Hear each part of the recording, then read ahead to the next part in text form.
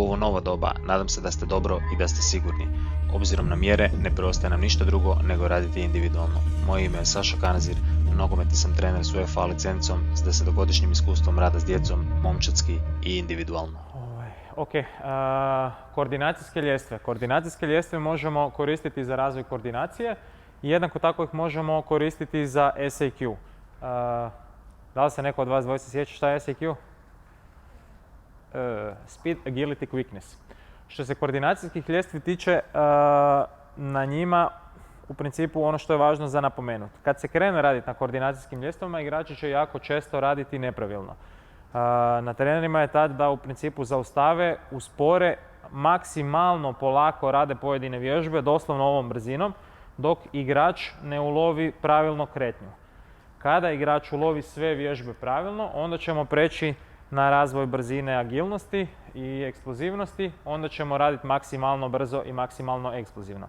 Najčešće greške koje se događaju na koordinacijskim ljestvama jesu sljedeće. Igrači su jako često u pretklonu ovoliko. Ako se ja jako ovako nagnem u pretklon, moja sila koju projiciram ide prema dolje. Ja se želim malo ispraviti, držati ravan trup, stisnu trbuh, rad ruku, ruke mi idu prema naprijed, šake guram od, se sjećamo dečki, od džepa prema ramenu i rade prema naprijed.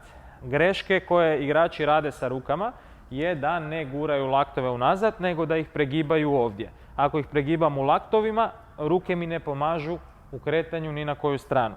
Greška broj 2 zvana kosilica.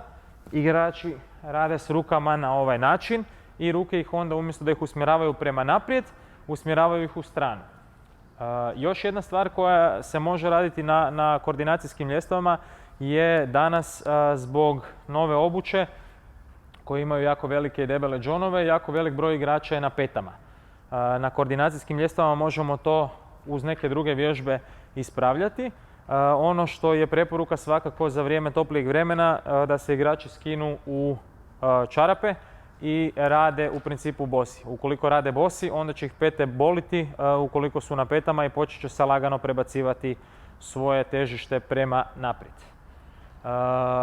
Zadnja stvar koju želim napomenuti, treneri jako često kombiniraju koordinacijske ljestve na način da ih ukorporiraju u sastavni dio različitih vježbi i onda to dosta često pređe u principu preveliko opterećenje. Ukoliko govorimo o razvoju brzine, onda moramo paziti kakav nam je odnos rada i odmora. Moja preporuka je da odnos rada i odmora bude 1:4. Prema tome, ako koordinacijski smo ulovili sve vježbe i ako nam ovaj cijeli dio šprinta kroz ljestve i šprinta nakon ljestvi traje 10 sekundi, onda bi trebao odmor biti 40 sekundi nakon toga. U nekakvim narednim tjednima sa narednim vježbama pokazat ćemo na koji način koordinacijske ljestve prilagoditi nogometnim treninzima. Moj šišmiši će pokazati koje su to vježbe, osnovnih 10 vježbi koje ćemo mi raditi sad na koordinacijskim ljestvama. Moj savjet je nakon što su ulovili pravilnu tehniku i pravilno izvođenje, da se postave kapice 8 do 10 metara dalje i rade šprint kroz te kapice. Dozirat broj igrača koji su iza ljestvi, koji rade jedan iza drugoga, tako da postignemo u stvari taj omjer od 1:4. Ok, prva vježba, dečki, će biti po jedna noga u svako polje, paziti na pravilan rad ruku, dizati gore visoko koljena i suprotna ruka, suprotna noga. Trup stisnut. Dosta često se događa da igrač opusti, odnosno ne da opusti, nego da ima problema sa snagom gornjeg dijela tijela i to se dosta često vidi na ljestvama. Evo, možeš krenuti.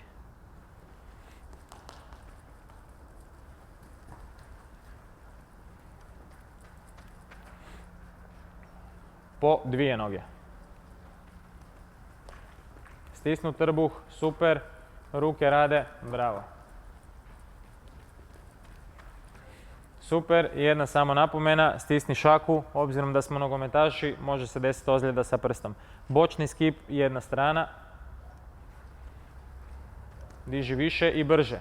Brže, brže, brže, super. Stisni šake. Super, u praksi će se dosta često dogoditi da igrač gazi i da se to čuje na ovaj način. Moja neka preporuka šta govorim igračima je ili da zamisle, pogotovo ako su mali igrači, da zamisle da su dolje jaja, ako ovako gazim na jaja ona puknu, ili da je dolje vruće, dolje je žar, ako je žar dolje i ja stavim na puno stopalo i polako dižem stopalo, speći ću tabane. Što brže diži gore. Može? Ispravi malo, tako, bravo i šprint. Može.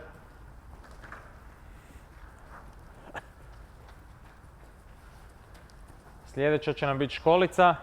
Znači široko pa skačem na jednu nogu, široko pa skačem na drugu nogu.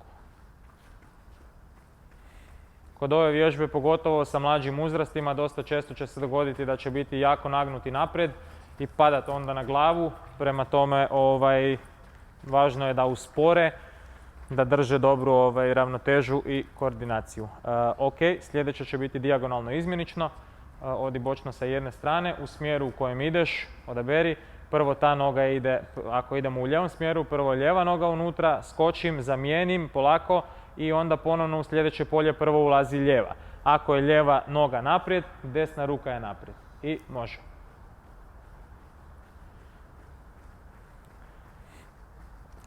Kod ove vježbe ćemo dosta često imati igrača koji se ne dižu dovoljno na prstima i onda će zapinjati suprotna ruka, suprotna noga, suprotna ruka, pazi. Ako se ne dižu dovoljno, nisu dovoljno na prednjem dijelu stopala, zapinjat će za ljestve. Može.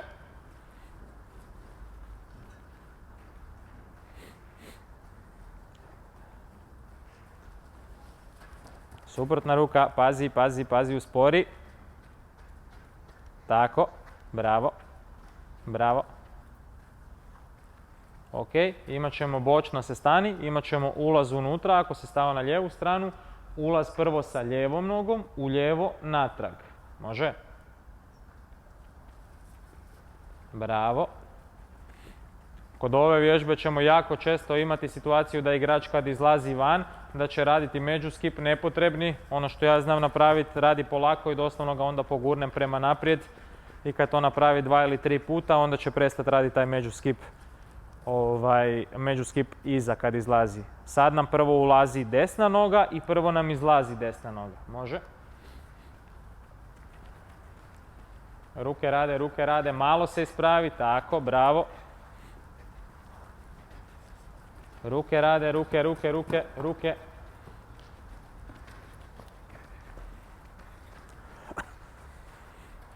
Ok, sljedeća vježba koju ćemo pokazati će biti Iki Shuffle. Znači ulazim sa jedne strane, prolazim na drugu stranu s tim da mi unutarnja noga ostaje u ljestvama. Može?